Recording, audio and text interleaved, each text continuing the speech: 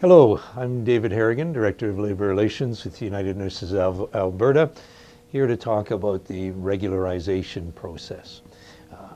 For many years, what we've been hearing from our members is that nurses are working far too much overtime. There's too much last-minute scrambling to bring in casual employees.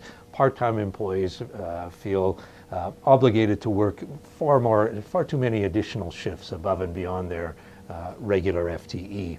So this round of bargaining, we've agreed on what we're calling a regularization process. And what that means is we're going to convert what we call regularization hours. We're going to, whenever possible, convert those into regular positions so that there's either new regular positions created or part-time employees actually have if they wish, have an increase in their designated FTE.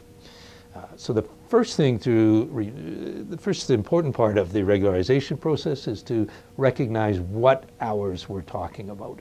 And so what we've defined regularization hours to be is any hours worked by casual employees, any hours worked by part-time employees in addition to their normal FTE, any overtime hours, and any hours worked by individuals not directly employed by the employer. So if you have nurses, agency nurses working, then those are regularization hours. And the idea is to take those regularization hours and convert them into regular hours. The way that we've structured it is twofold. First, there's a provincial joint sort of advisory committee called the Provincial Joint Workforce Regularization Steering Committee.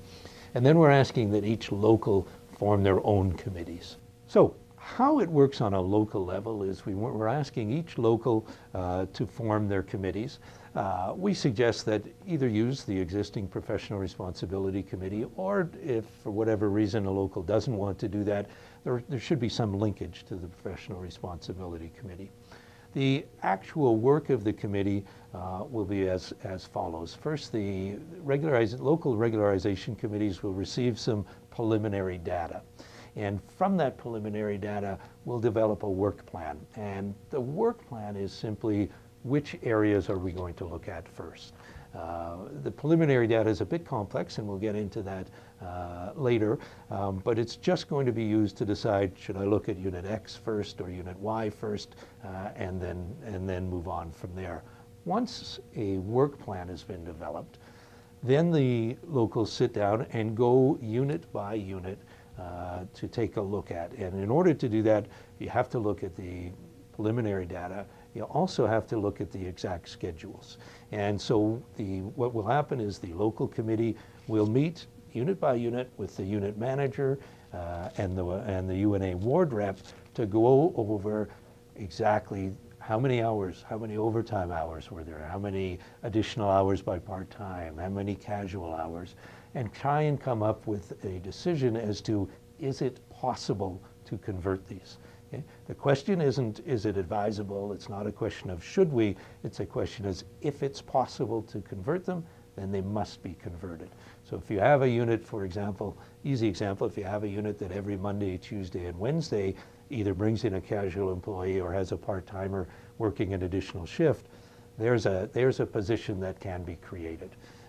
But the employer has, at the end of the day, the decision as to how they're converted. So if you look at a unit and you say, hey, we can create one full-time position here, the employer has the right to determine, are they going to create one full-time position? Are they going to have 2.5 positions? Or are they going to offer those additional hours to the current employees? The employer doesn't have the right to just say to people, your FTE is increasing, but the employer does have the right to determine, should I post it or should I offer part-time employees to increase their FTE? If there is no consensus, if one side is saying the hours can be converted and another side is saying they don't think the hours can be converted, there is a resolution process. It first goes to the Dispute Resolution Advisory Committee, which is a provincial joint union management process. And if that's not resolved there, we have the right to proceed to arbitration, and an outside third party will order whether or not the hours can be converted. Through this process, it's entirely possible that there might be fewer hours for casual employees, and we want to stress some people are casual because that's their preference, and the reality is there's always going to be a need for casual employees. What we found though is that Alberta is very much out of whack with the rest of the country. We've got a much higher percentage of employees that are casual. That means that they're not entitled to benefits, that means they're not entitled to pension, and that's one of the things that we're wanting to address here. But the reality is it's not going to be possible to convert all of the hours, and there's always going to be a need for casuals. The other thing to keep in mind is that the goal here is to eventually end up with more rational staffing, so that we don't have situations where people are scrambling at the last minute. Charge nurses are required to spend hours phoning and trying to find people to come and work. We want to get away from the situation that we had, that nurses often feel compelled not to answer their phone or to put their message machine on so that they aren't being bothered by calls to ask to come in and work, and just bring a much more rational approach to staffing. For the local committees, it's important to be creative and think outside the box. You might find that you're looking on one unit, it might not be possible to convert those hours. But if you combine it with another unit, maybe you can create a multi-unit position. Maybe you want to look at float positions, and create a number of units, a medical float team or a surgical float team. Maybe you want to create a multi-site position. And maybe if the hours only occur in the summertime, you want to look at a seasonal employee. And it's important to be creative. So this regularization process, as I said before, is something brand new, and it's a very significant undertaking. It's going to be work, and it's going to be a significant amount of work at the local level. We're going to need our ward reps involved in looking at the schedules. We're going to need it may be a significant amount of work at the regularization committee at the local level. Two things though to keep in mind. First of all is it's paid time. The employer has agreed that the time spent at these meetings is paid time. People are going to be paid straight time for attendance at these meetings. But it's also going to be an exercise that has the potential for a lot of mutual benefits. Benefits for the employer and benefits for the nurses as well. What we're hoping, one thing we're hoping is to reduce the amount of time that is spent on overtime. And that's obviously a mutual benefit. The employer would prefer to pay people straight time than double time, and most people would prefer to work less overtime.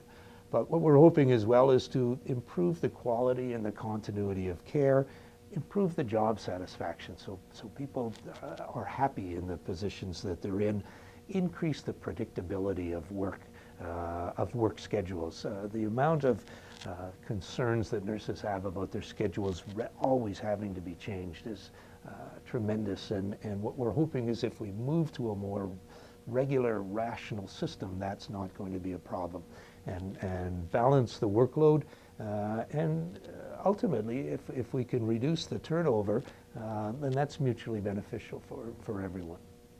For the first time in our history, nurses, through their union, are going to be directly involved in the staffing planning for the healthcare.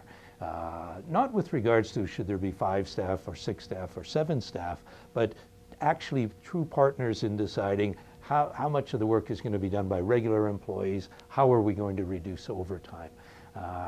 That's not historically what happens in this province, that employers sit down with the unions to make those decisions, and this is a real important gain. The other important part of it is it's not going to be done by the union saying we want this, we want this. It's going to be collaborative, that both parties sit down, go through the statistics and determine if it's possible to convert the hours. So it's a significant undertaking, but there is going to be support. The employers have set up zone support so that they have committees that managers and employer reps on the local committees can go to. From the local level, you could always contact your LRO or provincial office.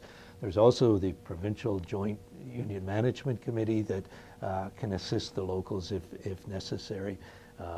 So it's a big undertaking, but there's going to be assistance for it. What we're hoping to do is both parties are committed to this, and what we're hoping is that at the end of the process, we've got a much, much better workplace.